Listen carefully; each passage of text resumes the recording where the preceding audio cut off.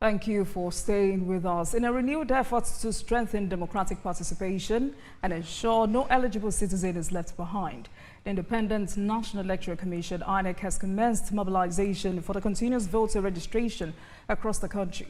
This initiative comes ahead of upcoming elections aiming to capture new voters, update existing records and clean up the electoral roll.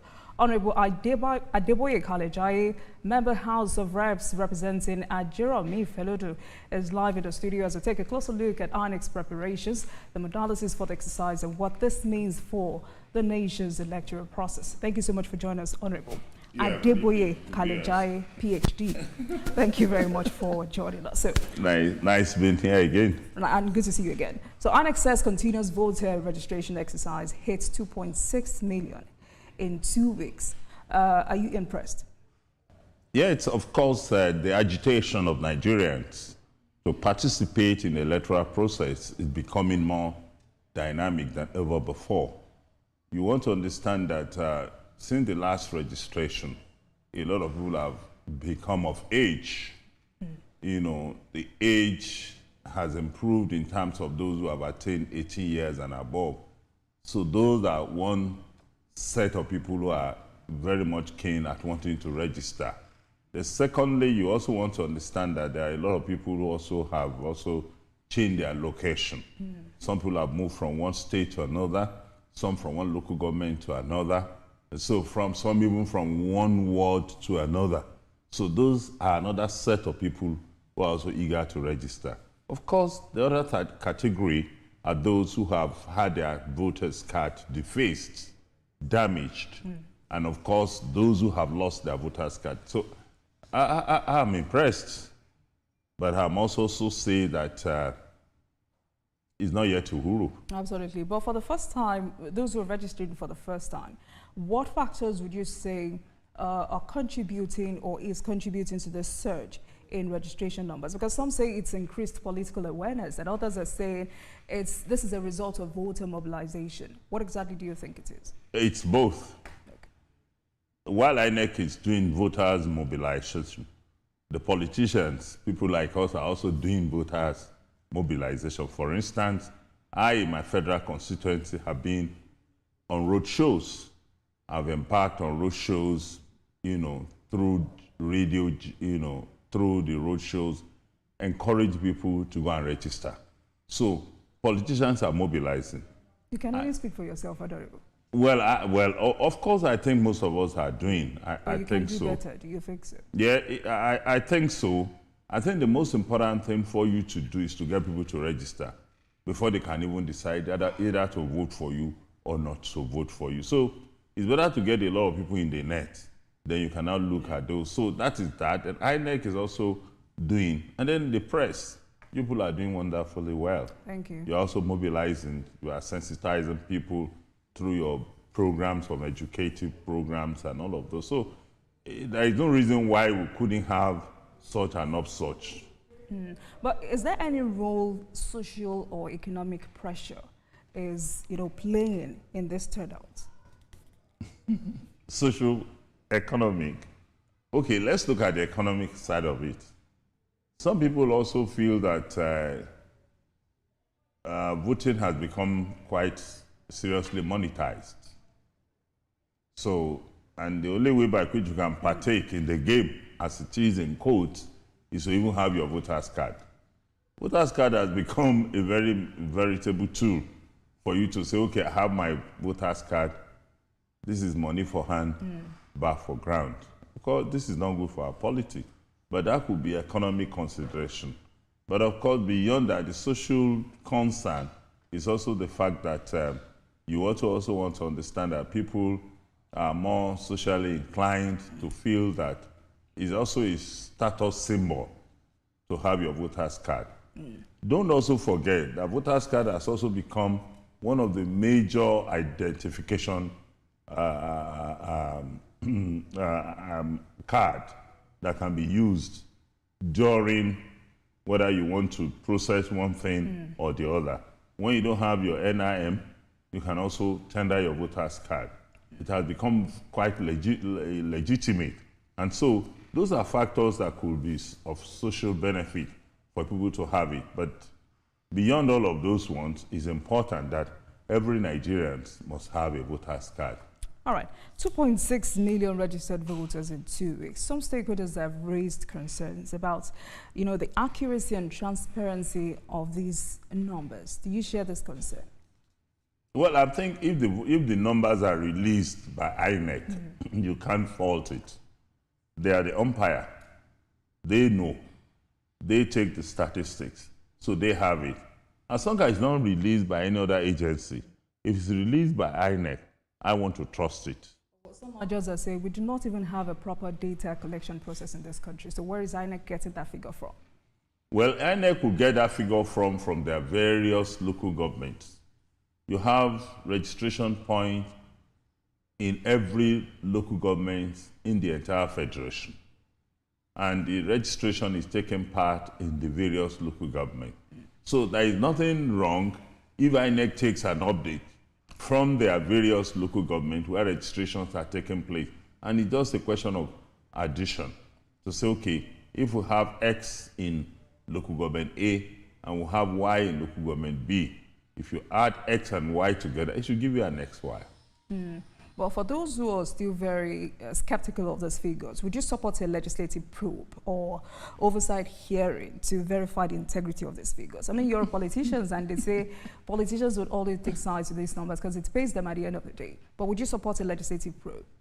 Well, I don't think that. I think the National Assembly is busier than that.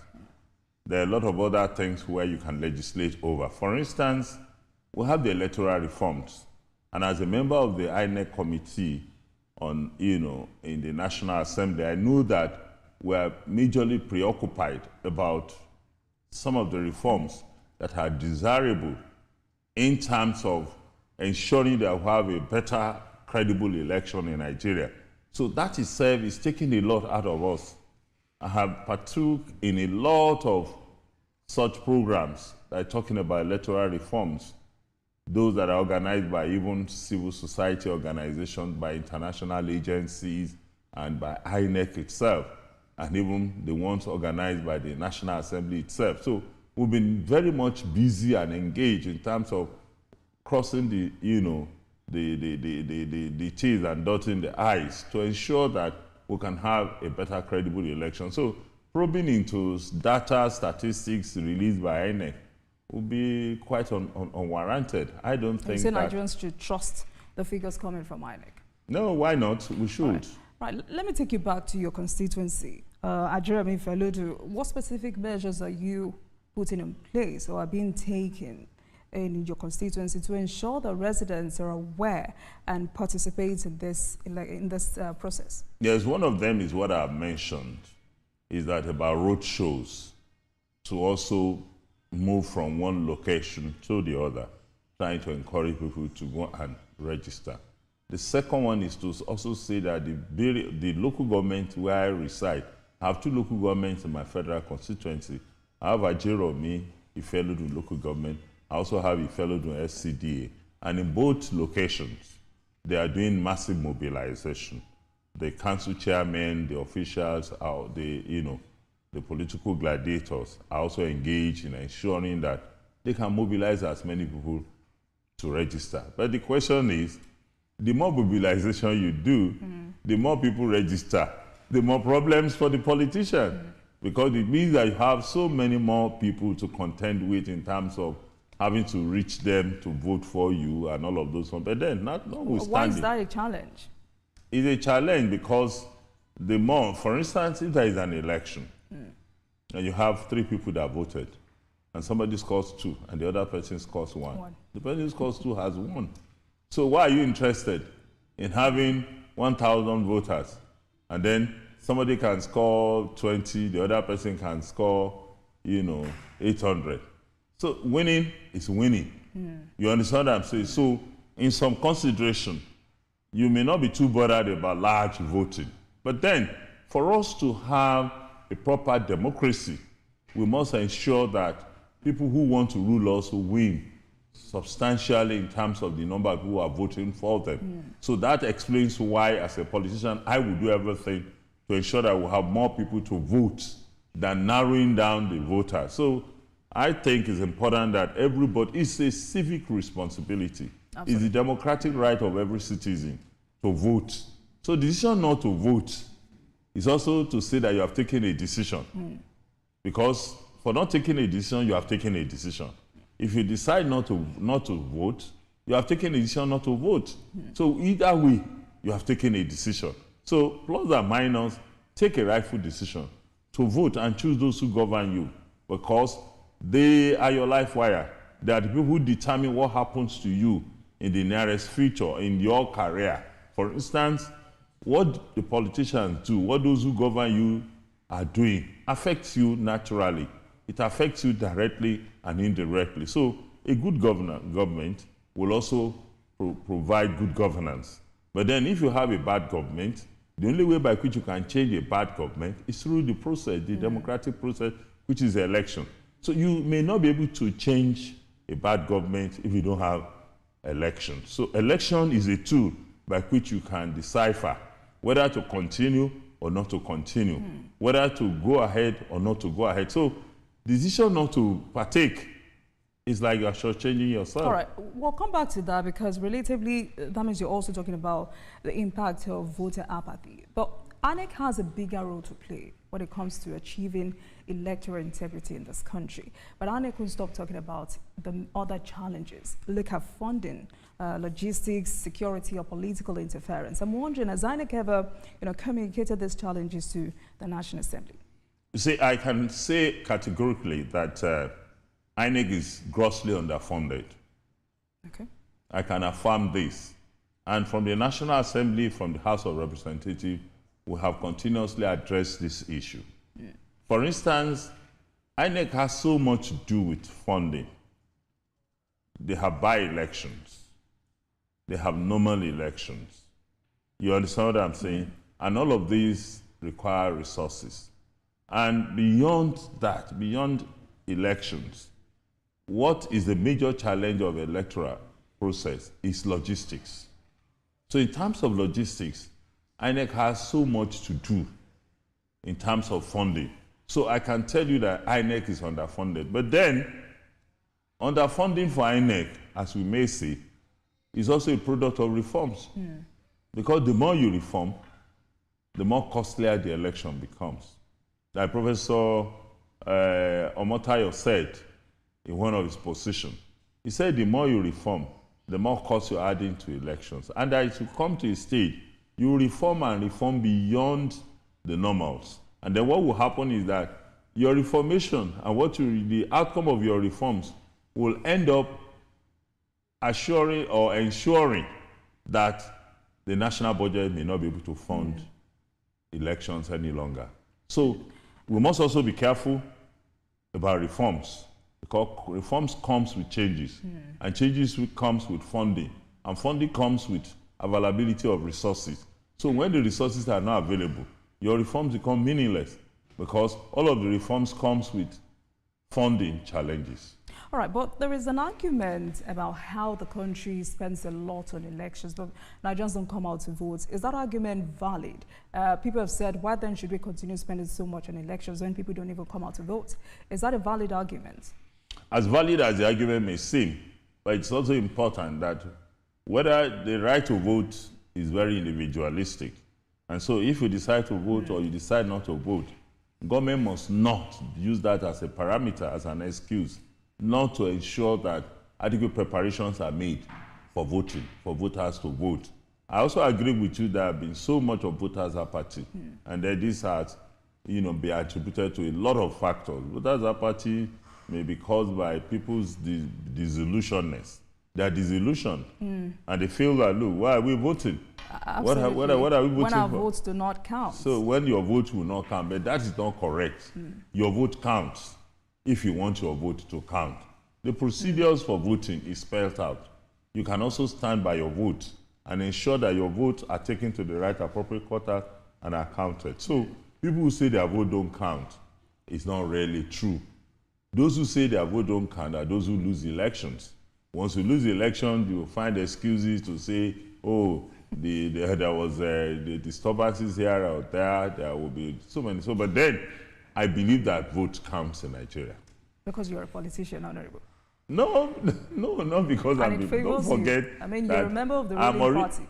Yeah, I'm a member of the ruling party. I have no apology about that, because I also know that the ruling party is about the only, the best that could have happened to Nigerians. You want to understand that without the government that is in place today, Nigeria will have gone back to recession. And then we will have gotten to a level that the government cannot even pay workers' salaries. So I'm also saying that the current government, as it is, it's an intervention to ensure that we have stability in this country, to ensure that this country does not go into precipice.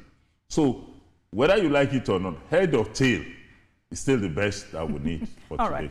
But how do you evaluate or assess the current level of voter education in Nigeria? Do you think most Nigerians understand their rights and responsibility as a voter? They do understand. Their desire not to bother is another factor. Which must change. Which must change, which should change.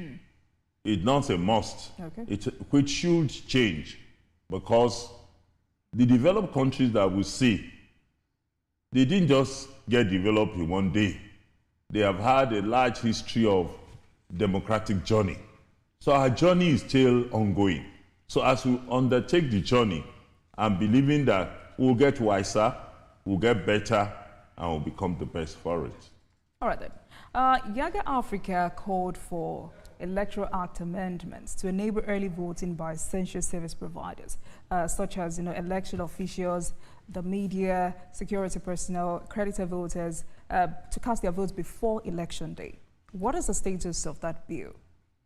Yes, I was also part of the stakeholders forum that was held in Abuja about 3 weeks ago now. I was there, I was part of it, with the chairman of INEC, with the Controller General of the prisons and all other officials. And what were we looking at? We were looking at early voting. We were looking at inmate voting.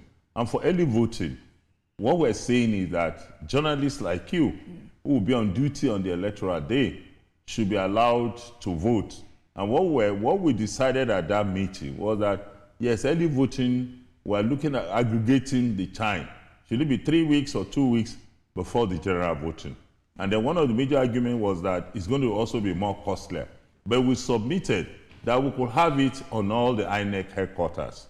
So early voting is desirable for journalists, for security agents, for electoral officials and all of those ones. But then we had inmate voting, and we also agreed and concluded that we should allow for inmate voting. But inmate voting will really apply to those for national elections. Okay. Inmate voting will not cover local elections.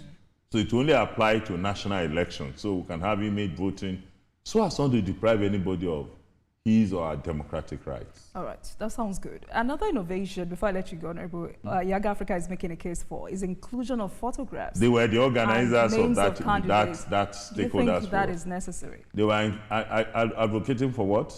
Inclusion of photographs and names of candidates on the ballot papers in election. Do you think that is necessary? No, we are not yet. We are not there yet. All right. As a country? Not yet. All right. All right then, Honorable Deboye Kalejaye, PhD, member House of Reps, member INEC Committee. Thank you so much for speaking with us on politics. My pleasure. Thank you so much for your time. Thank you. And thank you very much for watching, everyone. Just like the conversation we just had, your PVC is your power. It's the key to making your voice heard and shaping the future of our democracy. Every eligible voter out there must go and register, update their information, collect their PVCs, and actively participate in the electoral process. Good night, everyone. Remember, you can watch this again at 12:30 a.m. Please stay with TVC News. I'll see you again tomorrow. Good night.